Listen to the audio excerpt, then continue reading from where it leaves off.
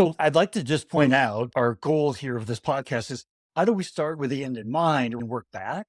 Like, what do we want as a success? So I've talked to a lot of HR and talent professionals about employee engagement. This is the first time that I've heard somebody talk about employee engagement starts at the candidate level. And right, your company is a brand. These are touch points with the brand. You're trying to build trust with them. You're trying to talk to them about this is the kind of place they want to work because they're interviewing you as much as you're interviewing them. So there's another great goal. How do we create an environment where they want to choose us? And that starts in that process and it goes all the way through then the employee engagement, which means better retention, better engagement scores, which then translates to more client engagement and success overall.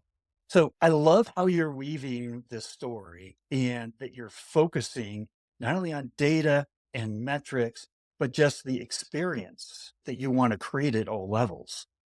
So the idea of individuals creating high performance teams, you had an approach that you liked from David. Was it Hanrahan that you wanted to talk a little bit about?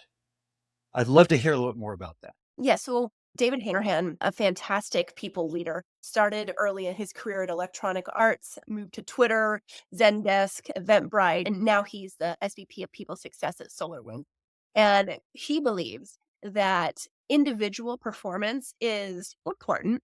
You need to be able to get clarity and ensure that you are really clear to your employees about what success is, so that people know what their North Star is and how they need to operate.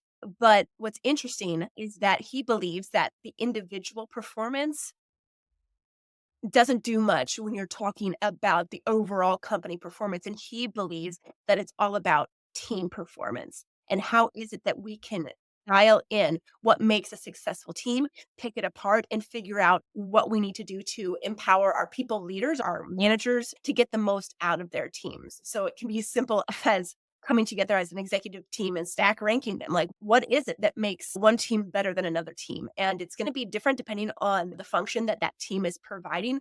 But it's really being able to have those honest conversations and being clear about that. It's a really cool way to think about overall performance management. And both the individual and team element needs to be there, in my opinion. It's a good expression. If your goal to achieve success is based on individual metrics, then you backtrack and that will lead to then individual criteria and programs and enhancements and workflows and everything.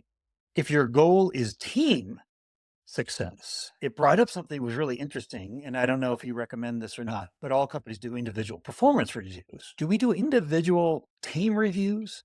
If that's what's most important. Yeah, it depends on what you're doing with that information. Again, starting with the end goal in mind. What is it we're trying to accomplish? And I think maybe not sharing that at the individual level, but definitely sharing that with the managers of those teams so that they can understand like what's working well. You might have a team full of incredible high performing athletes, but if they're not working together as a team, what good is that going to do you?